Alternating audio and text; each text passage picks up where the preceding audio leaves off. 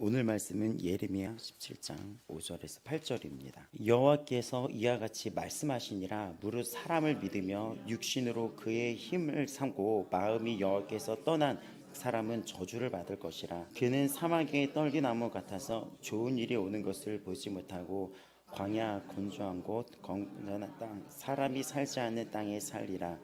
그러나 물은 여호와를 의지하며 여호와를 의뢰하는 그 사람은 복을 받을 것이라. 그는 물가에 심어진 나무가 그 뿌리를 강변에 뻗치고 더위가 올지라도 두려워하지 아니하며 그 입이 청정하며 가무는 해에도 걱정이 없고 결실이 그치지 아니한 같으니라. 아멘. 눈으로도 보시기 바랍니다. 너무나 예쁜 말씀이에요. 물가에 심어진 나무, 물가에 심겨진 나무 너무 예쁘죠. 그리고 이것은 시편에도 우리 1편에도 보면은 그는 시냇가에 심은 나무가 철을 따라 열매를 맺으며 그 잎사귀가 마르지 아니한 같으니 그가 하는 모든 일이 다 형통하리로다. 그 말씀하고도 연상되는 말씀이에요. 너무 예쁜 말이에요. 7절 8절에 나온 그 복받는 사람이 바로 오늘 여러분입니다. 아멘. 지금 주님에 붙어있는 여러분이 바로 이 7, 8절이 이런 거가 선포된 말씀이라고 얘기하거든요. 오늘 이거를 여러분이 믿으면서 가져가는 거예요. 눈으로 보세요. 아, 이거 나야. 내가 오늘 여호와를 의지해. 그 뿌리가 강변에 뻗치고 난 마르지 않아. 나는 결핍이 없고 마르는 일이 없어. 이걸 다 말씀에는 능력이 있고 힘이 있기 때문에 이걸 흡수시키기 바랍니다. 가져가기 바라요. 더위가 올지라도 두려워하지 않아. 그 더위가 올지라도 두려워하지 아니하며 잎이 청청하며 가무는 해에도 나는 걱정이 없어. 이거가 정말 위로의 말씀이에요. 어떤 일이 있어도 나는 걱정이 없는 거예요. 결실이 그치지 않아. 쭉 보게 되면은 위로 보게 되면은 복을 받는다라고 나옵니다. 이게 오늘 여러분이 말씀 보면서 아멘, 아멘, 아멘 이렇게 가져가시기 바랍니다. 성경은 우리에게 빌립보서 그렇고 뭐라고 얘기냐면 기뻐하라고 얘기를 해요. 근데 저는 예전에 이 말씀이 되게 화가 났었어요. 아니 사람이 로봇도 아니고 어떻게 매일 기뻐할 수 있을까? 매일 기뻐하는 건 미쳐야지 가능하더라고요. 근데 제가 그때 이 말씀의 깊이를 몰랐던 거예요. 제가 봐서 매일 기뻐했던 사람은 제가 20대 시절에 시장 골목으로 지나가면 그 들어가는 어떤 집에 살았는데 거기 놀이터가 하나 있어요. 그 놀이터에서 20대 시절에 막 거기서 이렇게 앉아있을 때가 있었는데 거기서는 매일 기뻐하는 사람이 밤만 되면 나타났었어요. 어떤 여자였었어요. 근데 오늘 맨날 웃으면서 손으로 머리를 이렇게 말아요. 항상 도서관에 있었을 때도 그 여자가 제 앞에 나타나서 막 웃으면서 있는 거예요. 도서관에 책 빌리고 있는데 저 따라다니면서 계속 웃어요. 막 이러면서. 성경은 뭐야 나한테 미치란 얘기야? 매일 기뻐하라고 미치란 얘기야? 그게 아니라 이스라엘아 너는 행복한 사람이로다. 너같이 구원을 얻은 백성이 어디 있느냐. 주가 다시 오실 때 그 믿는 자에게는 상이 있는 줄 아니라 믿음이 없이는 하나님을 기쁘시게 못하나니 그에게 나간 자는 반드시 그가 계신 것과 그가 자기를 찾는 자들에게 뭘 주신다? 상 주시는 이심을 믿어야 할지니라. 그래서 우리는 기뻐하는 거예요. 신앙인들에게 기쁨과 감사는 꽃입니다. 꽃이에요. 서로 얼굴 바라보시겠어요? 서로 기쁜지? 옆에 바라보세요. 기쁨과 감사는 예수의 이름으로 기뻐하고 감사는 신앙의 꽃이에요. 다윗이 죽음의 상황에서도 기쁨의 찬양을 올리잖아요. 이거는 내공이 상당한 거예요. 여기까지 우리가 가셔야 돼요. 기뻐하고 찬양하시기 바랍니다. 오늘 제가 이 말씀을 드리는 이유는 예레미야 27장이 마음의 이 중심에 대해서는 얘기인 거예요. 우리 마음이 되게 중요하다는 거예요. 우리가 누군가를 사랑하고 이렇게 하는데 우리는 어떤 아픔을 겪게 되냐면 그 마음이 변했을 때 엄청난 아픔을 겪게 됩니다. 실연의 아픔은 엄청난 거예요. 이해가 되나요? 그런 시절이 있었는데 갑자기 마음이 변해요. 봄날은 간다라는 영화에 보면 그 감정을 표현한 영화거든요. 영화가 되게 잘 만들었는데 너무 힘들더라고요 보는데. 처음에 되게 좋아해요. 그 여자애가 이렇게 대사를 해요. 저기요 라면 먹고 갈래요? 이렇게 얘기해서 그 대사가 명대사가 됐어요. 근데 남자가 서울이고 그 여자가 지방이었는데 어느 날은 술 먹고 그 여자가 보고 싶어 택시로 거기 가요. 막 3시간 거리였었어요. 그럼 갔더니 여자가 막 뛰어나서 둘이 막 끌어안고 이 남자애가 좋아서 이랬었어. 근데 그 영화는 그게 주제가 아니라 감정의 변화와 배신의 그 감정. 나중에 되게 차가워져요. 그 남자가 어떻게 사랑이 변하니? 막 이런 대사가 나와요. 그 차갑고 그런 감정이 지나가면서 봄이 지나간다는 어떤 이런 걸 보여주는 건데 제가 이런 비유를 드린 이유가 지금 이 본문에 나타난 하나님의 마음이 이스라엘을 향한 하나님의 마음이 그렇다는 것입니다. 혹시 그런 아픔과 헤어짐의 아픔을 경험해 본 적이 있으신가요? 근데 이거는 사랑이 아니더라도 친구와의 우정에서 배신당한 것도 그렇거든요. 정말 인간이 겪지 말아야 될 감정 중에 하나더라고요. 처음이 달라지는 거예요. 너무 충격을 받고 배신. 믿었던 친구한테 돈 사기맞고 이런 친구들도 되게 많잖아요. 그 아픔. 근데 인간의 기억에는 뭐가 있습니까? 이 사람이 나에게 잘해줬던 이런 기억들까지도 다 새겨져 있습니다. 그게 굉장히 복잡해져 버리는 거예요. 이런 부분들이 있어요. 제가 다음 세대 사역을 했었을 때 부모님이 되게 말썽을 일으키는 이 자녀를 갖고 울면서 상담을 해요. 원래 저녁은 그 신방이 없는데 전에 교회는 열어져 있어서 밤 10시에도 신방 요청이 와요. 교회를 찾아오세요. 근데 뭐가 다급했을까 딱 봤더니 밤에 신방을 다 받지 않았지만 정말 막 부탁을 하는 거예요. 그분이 저녁 9시에 퇴근하더라고. 정말 부탁해서 할 수 없이 받았는데 그분이 우시기만 해요. 이 자녀가 너무 이상하게 변했어요. 근데 이 엄마가 뭐랬는지 알아요? 우리 애 안 그랬거든요. 그 자녀가 엄마를 너무나 사랑하고 막 난 엄마가 제일 좋아 했던 그런 어떤 기록들 이런 것도 집에 남겨 있고 엄마 끌어안고 이런 기록들이 있었는데 이 자녀가 엄마 품을 떠난 거예요. 근데 엄마는 그 기억이 고스란히 있어서 굉장히 슬픔이 있습니다. 이런 비유를 하는 것은 무엇이냐면 하나님 마음을 헤아려 보라는 것입니다. 하나님이 이 대한민국을 어떻게 살리셨는지 아십니까? 그때 여기 형제님이 헌금 기도했을 때 우리나라가 굉장히 위태롭게 됐었을 때 형제님이 헌금 기도를 했는데 기억나십니까? 하나님, 우리나라는 수많은 선교사를 보낸 나라입니다. 기억해 주세요. 하나님이 우리나라를 너무나 사랑하고 우리도 하나님을 얼마나 사랑했는지 아십니까? 한동안 제 카톡에는 그 여의도 광장에서 했던 빌리 그레엄 목사님의 집회 사진을 했었어요. 100만 명이 몰렸었어요.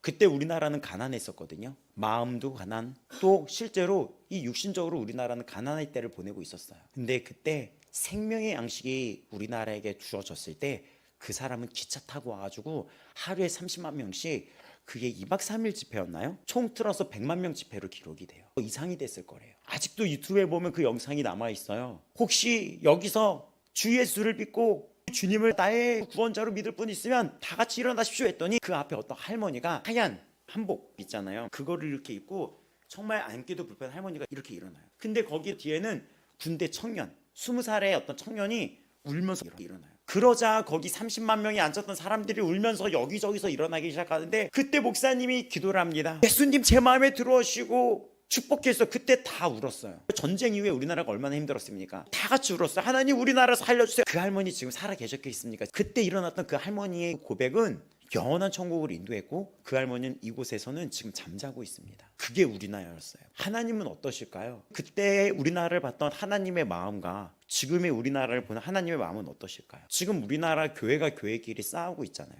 전 세계 교회는 어떨까요? 미국은 어떨까요? 미국은 기독교 나라거든요. 근데 미국에서 6, 7년 전부터 일어난 일이에요. 우리나라의 교단이 미국 안에 있거든요. 근데 우리나라도 지금 미국에서 난리예요. 무슨 일이 벌어졌냐면 목사님이 이렇게 주일날 설교를 하세요. 설교를 하시는데 목사님이 이렇게 하고 있는데 목사님 얼굴이 줌으로 보듯이 카메라가 사이즈가 여기까지 나와요.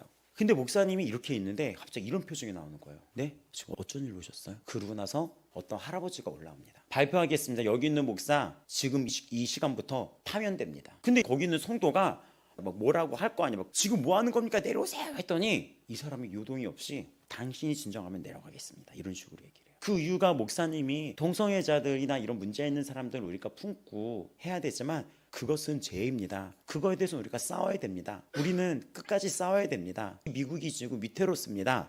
그 말했다고. 그래서 공식적으로 나는 동성애를 인정합니다 라고 발표를 하는 거예요. 그래서 그 교회가 어떤 결정을 내렸냐, 교단 탈퇴를 결정을 하고 소수로서 예배를 드립니다. 이런 시대를 보면서 하나님의 마음이 어떨까 눈으로 보는 게 아니라 마음에 공감해 보시기 바랍니다. 그 마음을 느끼고 그 마음을 헤아려 보시기 바랍니다. 한번 들어주세요. 논란이 되고 있는 동성애 갈등이 교계로까지 번지고 있습니다. 동성 결혼을 찬성한 교단의 반대의 뜻을 나타낸 일부 한인 목사들이 파면당하는 일도 발생하고 있습니다. 현 기자의 보도입니다. 지역의 한 교회에서 담임 목사를 맡아온 뚱 목사. 최근 교단으로부터 파면을 당해 7년 동안 몸담았던 교회를 떠나게 됐습니다. 동성 결혼을 받아들인 교단의 뜻을 거슬렀다는 이유에서입니다. 우리 교회를 6월 30일까지 있다가 이제 떠나라는 그런 통보를 받았어요. 세계 주요 교단에 속하는 교회는 최근 동성 결혼의 찬성의 뜻을 밝히면서 교단에 소속해 있는 일부 교회와 갈등을 빚고 있습니다.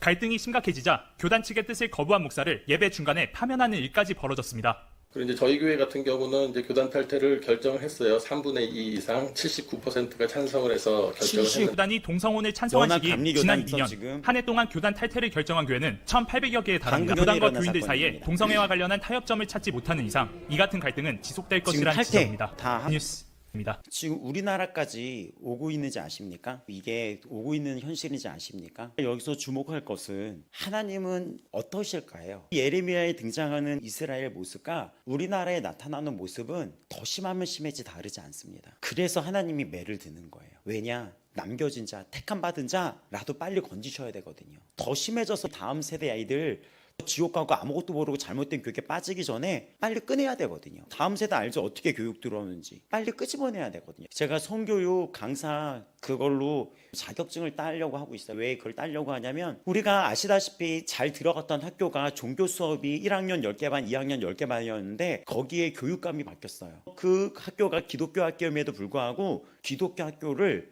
나라의 법으로 다스리더라고요. 어떻게 다스리냐? 종교 수업을 진로 수업으로 바뀌어라. 특정한 종교는 안 된다. 그나마 여기는 기독교 학교이기 때문에 부딪힘 속에 종교 수업이 10개 중에 4개 수업으로 줄어들었습니다. 그래서 우리는 전략적으로 그 진로 수업에 들어가게 됐어요. 다양한 직업 특강을 하게 되었었어요. 저는 글쓰기 특강, 작가 양성, 목사님은 비즈니스, 전도사님은 교사 이런 걸 하게 됐어요. 또 경찰까지 오고 앞으로 이런 시대에 우리가 그 아이들을 만나서 이 땅에 복음을 전할 길은 좁혀져 가는데 그래서 제가 성교육 강사로 들어가는 거예요. 그럼 또 하나의 싸움이 과제가 있습니다. 학교는 초등학교부터 지금 이렇게 가르쳐요. 합의된 성관계는 문제될 게 없다. 그럼 이 아이들한테 우리는 제대로 가르쳐야죠. 그 성교육 강의가 다음 주 한 주를 남겨놓고 있는데 시연 수업을 했었어요. 근데 이들이 시연 수업의 대상은 교회 다니는 아이들입니다. 교회 다니는 아이들한테는 그냥 얘기하면 되거든요. 얘들아, 하나님 이 말씀이 법이야. 하나님 살아계셔. 이 아이들한테 말하면 되거든요. 이 하나님이 법이야. 근데 이 법 때문에 너희들이 쟤와 싸우는 거 힘든 거 있어? 그거 말해줘. 도와줄 수 있어. 교회는 다이렉트로 말하면 되거든요. 순결해야지 돼. 과거에 네가 무슨 짓을 졌다면 오케이, 회개하자. 앞으로 다시 이렇지 않기로 하나님 앞에 약속하고 목사님하고도 같이 힘 합쳐서 나아가자. 교회는 말해줄 수 있어요. 근데 우리의 문제는 지금 학교에서 어떻게 성교육을 하냐는 거예요. 제가 들어간 학교는 방송실에서 남자 여자가 같이 잤어요. 요즘 일어나는 일, 우리가 들어간 학교 중에 그 체육 부장 선생님이 이놈의 새끼야 너 정신 나갔어? 라고 혼을 냈습니다. 엄마한테 얘기했네. 나 정학시켰다고. 일주일인가 2주 정학시켰다고. 그걸 걸었어. 학생인권 조례로. 이 선생님이 징계받았어요. 정지됐어. 이 와중에 어떻게 성교육을 해야 될까요? 그래서 답을 떠오른 게 요즘 10대 아이들의 낙태예요. 이 낙태를 하면서 이게 얼마나 슬픈 일이고 생명을 죽이는지를 하면서 결론을 어떻게 끌어야 되냐 했을 때 결론은 생명은 소중하다. 낙태하지 말라고 하면 얘네들은 그걸 잘못 알아듣고 어떻게 알아들을까요? 피임 열심히 잘해야겠다. 이렇게 알아듣는다고. 이것도 또 하나의 과제다. 그게 아니라 그 원인을 없애고 생명을 소중하게 여기고 생명은 나뿐만 아니라 사랑하는 사람도 생명이니 우리가 가정을 이뤄서 아름답게 가는 게 가장 바람직하다. 라는 걸 해야 되는 거예요. 근데 부딪히는 게 또 있어요. 요즘 사회가. 우리가 들어가려다가 들어가지 않았던 학교는 알 거예요. 청장님하고도 얘기했으니까 어디 지방 쪽에 들어가려 했다가 안 들어갔잖아요. 거기 학교는 무슨 일이 벌어진지 알아요? 의붓 아빠가 이 중학생을 성폭행을 3번을 해 얘가 임신도 하고 낙태도 경험이 있어요. 그 지역이 유난히 그런 일이 많아요. 근데 제가 거기에 가서 그 아이들한테 낙태를 얘기한다면 이 아이는 얼마나 또 상처를 받겠어요. 해야 될 게 넘어야 될 게 많은 현실입니다. 하나님은 어떠실까요? 근데 교회 아이들 대상으로도 이렇게 멀쩡하게 앉아있지 실제로 얘네들이 보는 스마트폰 그런 걸 보면 얼마나 치열하고 얘네들이 얼마나 그 죄악과 싸우고 있고 노출되어 있는데 친구들은 이 세상에서 우리가 어떻게 살아갈까 하는데 이 모든 중심에 하나님은 이 세상을 어떻게 보시고 방금 그 영상을 보시면 작은 교회건 규모가 큰 교회건 대형 교회건 지금은 정말 무서운 시대가 온 거예요. 진리전쟁이에요. 근데 여기서 성경은 정확히 얘기합니다. 하나님을 떠난 자는 저주를 받는다는 얘기는 예수님이 지나가실 때 무화과 나무가 있었는데 잎사귀가 푸르게 있었거든요. 근데 뭐가 없어요? 열매가 없잖아요. 그 열매의 결과가 없는 걸 보면서 저주를 내립니다. 사실상 그건 저주가 아니라 심판이 있을 걸 예고하는 거예요. 하나님을 떠나고 예레미야의 말하는 대상은 다 같이 하나님을 믿는 사람인 거였어요. 이 예레미야가 말하는 대상은 지금 어떻게 되는 것이냐면 다 같이 하나님 성전에서 예배드리는 자였던 거예요. 이 현실은 우리나라에도 벌어지고 있습니다. 그래서 예레미야는 우는 거예요. 우리도 여러분 이런 거 보면 눈물 나죠? 그래서 우는 거예요. 제가 들어갔던 이 학교 리스트가 공개가 될 건데 거기 학교에 속해 있어요. 14살 아이예요. 그 여자아이가. 미래에 듣게 될 이야기를 적으라 그랬어요. 10년, 20년, 30년 후에. 근데 그 아이가 앉아있는데 머리를 쇼컷하고 시꺼매요. 영적으로 말을 하는 거예요. 근데 이 아이가 뭘 적었는지 알아요? 20년, 30년에 듣게 될 얘기가 딱 한 문장 적었어요. 네가 드디어 남자가 되었구나. 걔 만으로 12살이에요. 그 아이가 집안에서 어떤 아픔이 있었고 어떤 교육이 있었고 어떤 게 있었을까? 넘어야 될 과제가 너무 많아요. 눈물 나죠? 이게 예레미야서의 예레미야가 느끼고 하나님이 눈물 흘리신 내용 속에서 하나님이 그 마음을 회복시키게 말하는 거예요. 왜 마음을 얘기합니까? 이들은 다 성전에 나와 예배를 드립니다. 17장 뒷부분에는 19절부터 보면 너는 예루살렘 모든 문에 서서 이 문으로 들어오는 자에게 외쳐라 라고 얘기합니다. 말씀 들으라고. 더 충격은 이 예레미야 17장에 나왔던 모든 사람들은 다 한 교회 한 예루살렘 성전으로 출입했던 사람들이었다는 거예요. 근데 교회는 다니지만 누구는 마음을 떠나고 누구는 어떡합니까? 그 마음이 하나님께 있었다는 거예요. 교회 안에서도. 지금 하나님은 이 마음이 분리되고 있는 현실 앞에서 하나님이 중심이고 예수가 길이요 진리요 생명이고 그 말씀을 떠난 자는 저주 심판이 있는데 하나님께 그 마음의 중심이 있는 자는 영원할 거라고 복을 받는 거라는 것입니다. 우리가 여기서 말하는 복은 하나님과 함께하는 복을 얘기를 해요. 이거 굉장히 중요해요. 지금도 이 예배 시간에 하나님은 여러분의 마음을 아십니다. 예수님이 마가복음에 보게 되면은 중풍병자를 친구 4사람이 메워가지고 이렇게 왔던 장면이 있어요. 그때 뭐라고 얘기하냐면 제사함을 받았다라고 얘기합니다. 작은 자야 네가 제사함을 받았다 했더니 거기에 있는 서기관들이 신성모독이다 하면서 마음을 생각을 한다고. 그때 예수님이 이렇게 말합니다. 마가복음 2장 8절에 속으로 생각하는 줄을 아시고. 여러분 지금 예배 시간도 여러분이 속으로 생각하는 거 주님 다 알고 계십니다. 이거를 통하여 그 생각 때문에 어떤 자의 예배는 받고 어떤 자의 예배는 안 받게 되는 거예요. 제가 얘기했죠. 11살 때부터 교회를 다녔는데 25살쯤에 어떤 목사님이 그때 오셨어요. 근데 목사님 진짜 정확해요. 정말 무서웠었어요. 말씀을 탁탁탁탁 읽어요. 하더니 너의 예배를 받지 않았다라고 얘기하는 거예요. 돌이켜봤더니 몸은 여기 있지만 제가 이 예배 시간에 생각을 끊임없이 다른 생각을 한 거예요. 심지어는 이 예배 시간에 미움이 있을 때도 있었어요. 막 누가 미운 거예요. 예수 그리스도의 십자가는 미움이 아니라 용서인데 내가 그 반대되는 미움을 갖고 있으니 이 예배가 어떻게 상달이 되겠어요? 여러분 마음 지금 거룩하십니까? 예수 그리스도의 십자가 앞에서 성결하십니까? 이거는 두려움과 떨림으로 여기 있는 저를 포함해서 모든 자에게 나누는 겁니다. 저에게 먼저 질문을 한 거죠. 김준영, 너는 주의 종으로서 담임 목사로서 거룩한 이 기름 부음을 주고 있냐? 무서운 얘기죠. 마음을 지킨다는 것. 이 말씀은 가벼운 게 아니라 이 탄식의 소리를 여러분이 귀위를 듣고 나에게 접목시킬 수 있어야 됩니다. 이거를 위해서는 기도를 해요. 오늘 읽었던 139편의 23절을 보면 하나님이여 나를 살펴주사 내 마음을 아시며 나를 시험하사 내 뜻을 아시옵소서. 내게 무슨 악한 행위가 있나 보시고 나를 영원한 길로 인도하옵소서. 역대하 6장 30절입니다. 주는 계신 곳 하늘에서 들으시며 사유하시며 각 사람의 마음을 아시오니 그의 행위대로 갚으시옵소서. 주만 홀로 사람의 마음을 아시니이다. 그리하시면 그들이 주께서 우리 조상들의 주신 땅에서 사는 동안에 항상 주를 경외하며 주의 길로 걸어가리이다. 창세기 8장 20절에 뭐라고 나옵니까? 마음이 계획하는 바가 어려서부터 악함이라. 사무엘상 16장 7절은 사람은 외모를 보거니와 여호와는 중심을 보신다라고 얘기합니다. 그래서 우리가 이 아버지 마음 교회가 하나님이 주신 기회라고 봐요. 수많은 교회가 있고 수많은 사역자가 있습니다. 무언가를 새롭게 시작할 때 그 새롭게 시작하는 여러분의 마음 아시죠? 기존 거 다 버려버리고 새롭게 하잖아요. 어디 이사 갔을 때 여러분 어떡합니까? 뭔가 새롭게 하고 싶잖아요. 다 버리잖아요. 근데 그 마음 어떤 마음인지 알죠? 다 버려버려요. 우리는 주 안에서 새롭게 거듭난 자 아닙니까? 근데 왜 묵은 것들이 아직 남아있게 됩니까? 청소가 필요해요, 내면에. 그래서 신명기는 마음의 할례를 행하라고 얘기합니다. 10장 16절에 너희는 마음의 할례를 행하고 다시는 목을 곧게 하지 말라. 너희의 하나님 여호와 신 가운데 신이시며 주 가운데 주이시요 크고 능하시며 두려우신 하나님이시라.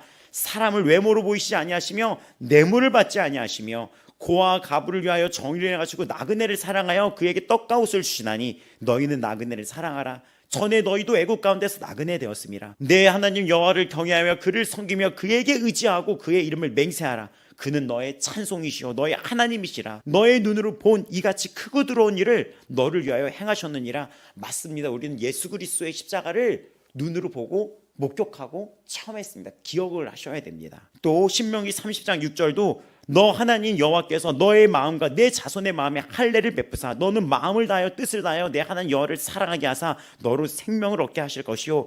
예레미야 9장 26절도 이스라엘은 마음의 할례를 받지 못하였느니라 하셨느니라. 이스라엘이 실수한 거 행위적인만 예배일 뿐이지 마음의 할례를 받지 못했다. 로마서 2장 29절은 오직 이면적 유대인이 유대인이며 할례는 마음에 할지니 영에 있고 율법에 있지 아니한다.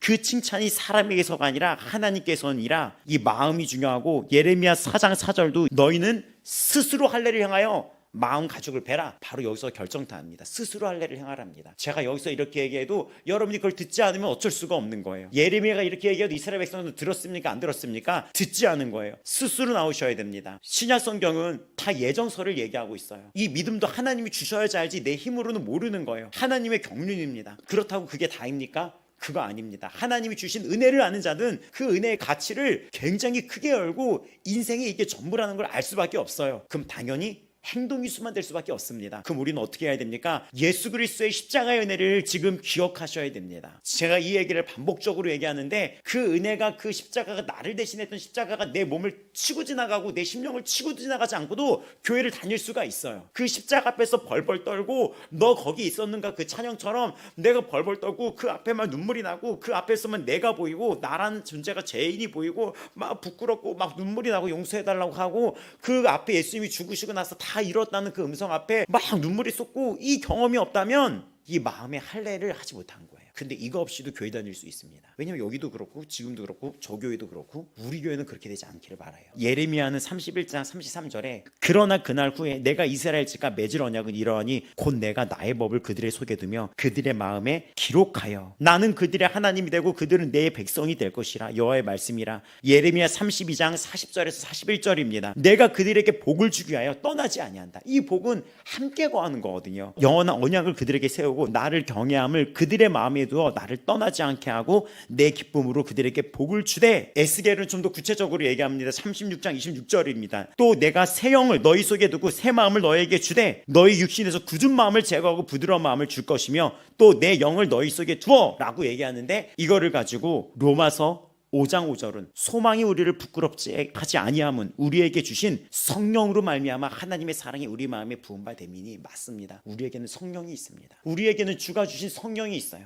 나를 대신해서 죽으신 예수님은 떠난 게 아니라 지금 내 안에 성령을 주고 내 안에 언약과 말씀으로 함께 하셔서 우리가 말씀대로 살게 도움을 주고 계십니다. 이거는 소망의 메시지예요. 내 안에 계신 그 말씀에 새겨진 율법과 이 성령은 내 안에 소망이고 내가 주의 뜻대로 복받은 백성으로 살 수 있는 소망의 메시지예요. 우리는 이렇게 살 수 있다고 말하는 거예요. 주가 도우신다는 것입니다. 주가 탄식으로 기도하고 있으니 너 힘을 내라는 거예요. 너 성령을 받아. 성령은 힘이 있어요. 능력이 있어요. 주님이시에요. 주님이 함께 한다는 거예요. 그러니까 너 주의 법대로 말씀대로 빛으로 소금으로 살아갈 수 있어. 너는 그런 존재야. 이미 애초에 빛이고 이미 애초에 너는 복이야.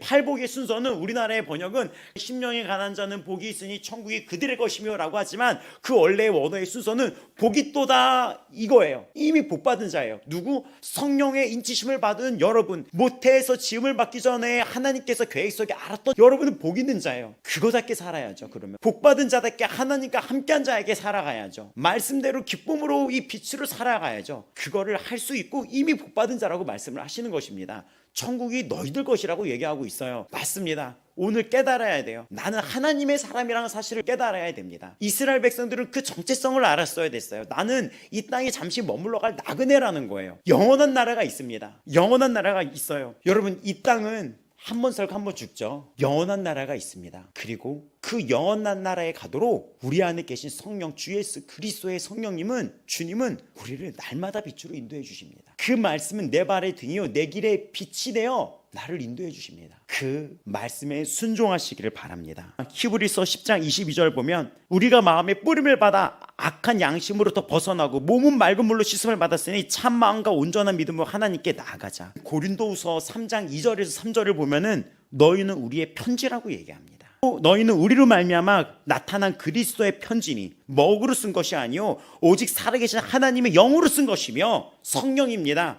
또 돌판에 쓴 것이 아니요 너희 육의 마음판에 그 성령이 쓰여져서 너희는 그리스도의 편지다. 너희들이 그리스도의 메시지다. 너희들이 그리스도의 소망이다. 너희들이 빛이야. 너희들이 이 땅의 복이야 라고 지금 말씀하고 계신 거예요. 맞습니다. 소망이고 빛이고 여러분이 가는 곳에서는 그 가정이 살아나야 되며 여러분이 가는 곳에서는 직장이 살아나며 여러분이 거하는 데에서는 여러분의 빛을 보고 열방이 주께 돌아오는 것입니다. 이스라엘이 그거를 잊어버렸었어요. 그 마음에 주께서 함께하는 자는 이런 복 있는 사람으로 살아가는 것입니다. 그렇지 않으면 심판이 있는데 예레미야 17장 27절은 성문에 불을 놓아버리겠다고 합니다. 이 불은 성경에서 보면 불은 심판과 구원을 상징합니다. 마태복음 3장에 보면 요한이 회개에 합당한 열매를 맺어라 라고 얘기하면서 독사의 자식아 라고 얘기합니다. 바리새인과 사두개인한테. 그러면서 어떻게 얘기합니까? 도끼가 나무 뿌리에 놓여있으니 좋은 열매를 맺지 아니한 자마다 찢겨 불에 던진다라는 것은 이 도끼가 나무 뿌리에 찍혔으면 이렇게 찍어대면 흔들릴 일이 없잖아요. 얼마 멀지 않았잖아요.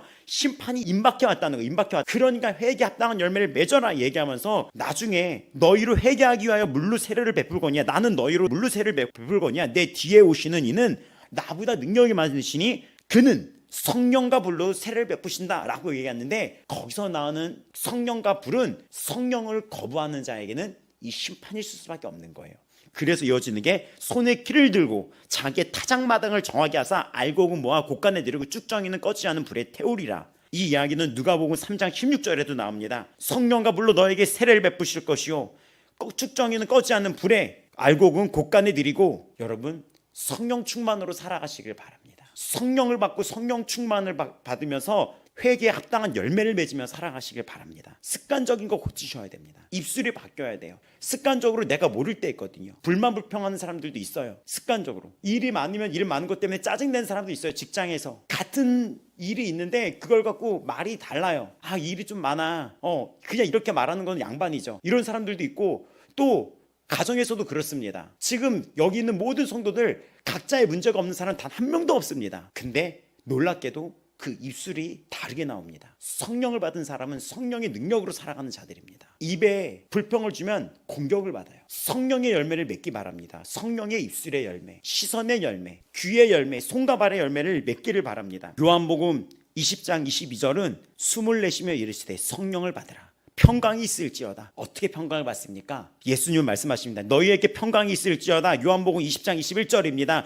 또 예수께서 이르시되 너희에게 평강이 있을지어다. 아버지께서 나를 보내신 것 같이 나도 너희를 보내. 이 말씀을 하시고 그들 향하여 숨을 내쉬며 이르시되 성령을 받으라. 너희가 누구의 죄든지 사하면 사하질 것이요 누구의 죄든지 그대로 두면 그대로 있으리라 하시니라. 성령을 받아야지 평안이 있고 성령을 받은 자는 이 땅을 평안으로 살아갑니다. 그러니 평안은 성령 안에서 성령의 음성대로 행하는 자들입니다. 에베소서 5장 18절은 술 취하지 말라 방탕한 것이니 성령으로 충만함을 받으라 라고 얘기하며 여기에 나오죠. 시와 찬송과 신령한 노래도를 서로 화답하며 너희의 마음으로 주께 노래하며 찬송하며 범사에 우리 주 예수 그리스도의 이름으로 항상 아버지께 감사하며 그리스도를 경외함으로 피차 복종하라.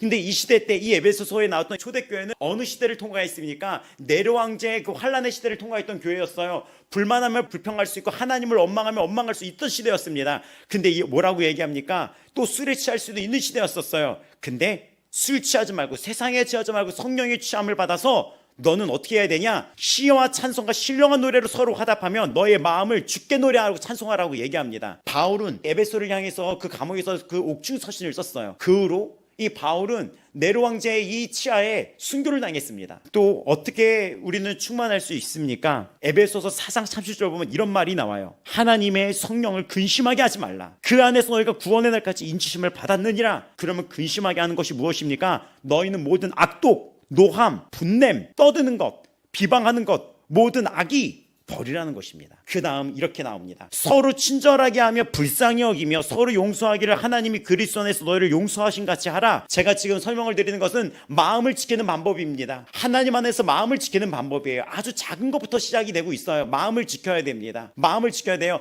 나는 내 입술을 지켜야 되고 내 삶에서 주의 뜻대로 살아가야 되며 시와 찬송을 해야 되며 우리 교회는 교회 안에서 하나님이 원하시는 교회 모습이 나타나야 되는 것입니다. 또 갈라디아서 3장 1절 6절은 뭐라고 나옵니까? 3장에서 3장을 보면은 너희가 이같이 어리석으냐 성령으로 시작하였다가 이젠 육체로 마치겠느냐 라고 얘기하면서 갈라디아서는 바울이 서신서 중에 분노가 이게 담겨져 있어요. 왜냐? 이들이 성령으로 시작했는데 자꾸 육으로 빠지는 거예요. 영으로 시작했다가 육으로 마치겠느냐, 새롭게 살아가지 않느냐가 이 갈라디아의 메시지입니다. 오늘날 우리에게 주는 메시지입니다. 맞습니다. 하나님께 우리 여러분은 택함 받았습니다. 하나님이 태에서 지으기 전부터 여러분을 알고 계셨다고 얘기를 해요. 그리고 부름 받았어요. 부르심에 소망이 있어요. 또 여러분은 주 예수 그리스도의 십자가의 죽으심으로 영원한 새 생명을 얻게 되었습니다. 그 여러분의 안에 성령을 받았습니다. 아멘. 성령을 받은 자들이에요. 성령이 이끄시는 대로 교회는 나가야 됩니다. 여러분의 삶을 성령이 이끄신 대로 이 시대가 끌고 나가야지 돼요. 성령은 무엇입니까? 말씀이에요. 성령 충만은 말씀입니다. 그 말씀대로 살아가야 돼요. 여러분, 마음을 지키는 법, 말씀을 지키는 것입니다. 교회가 말씀을 지키는 것, 성령을 소멸치 않게 하는 것, 말씀을 지키는 것입니다. 데살로니가전서 5장 18절부터는 범사에 감사하라 라고 얘기합니다. 너희를 향한 하나님의 뜻이니라 하면서 그 다음 절이 성령을 소멸치 말며 라고 나옵니다. 나중에 보면 사대교회 보면은 실상은 네가 죽었다라고 얘기를 하죠. 그런 교회들을 보면서 교회도 그럴 수 있어요. 성령이 없으면 죽은 거예요. 교회 안에 성령이 없을 수도 있다는 거예요. 첫 번째는 여러분 개인이란 교회 안에 성령이 없을 수도 있고 죽은 좀비처럼 교회를 다닐 수 있다는 것이며, 두 번째는 이 교회가 사람들이 모여 있지만 이 교회 안에도 성령이 없을 수 있다는 것입니다. 성령은 말씀입니다. 말씀을 가르치고 말씀 앞에 타협하면 안 됩니다. 오늘 본문 예레미야 17장 5절, 육신으로 그의 힘을 삼고 사람을 믿는 자 어떻게 됩니까? 저주를 받을 것이다. 이건 심판받는다는 얘기입니다. 교회는 말씀을 지켜야 되고 그 가정은 말씀을 지켜야 되는 것입니다. 자, 분별하시기 바랍니다. 베드로전서 4장 17절에서 19절, 의인이 겨우 구원을 받으면 어떡하겠느냐? 당신이 겨우 구원을 받으면 믿지 않은 사람은 어디 쓸 자리가 있겠느냐? 믿는 네가 바르게 서야지 이 세상에 빛을 선포하지, 믿는 너희가 겨우 구원을 받으면 죄인들이 설 자리가 어디 있겠느냐? 베드로전서 4장 17절 19절에 그러면서 하나님의 뜻대로 고난을 받는 자들은 하나님의 뜻 말씀대로 했는데 저런 고난을 받으면 선을 행하는 가운데 그 영혼을 창조주 미쁘신 하나님께 의지할지니라. 우리가 이 세상에서 의지할 것은 이제는 하나님, 정말 이 진리 전쟁입니다. 또 베드로전서 3장 18절에서 20절은 뭐라고 얘기합니까? 그리스도께서도 단번에 죄를 지어하여 죽으사 의인으로서 불의한 자를 대신하셨으니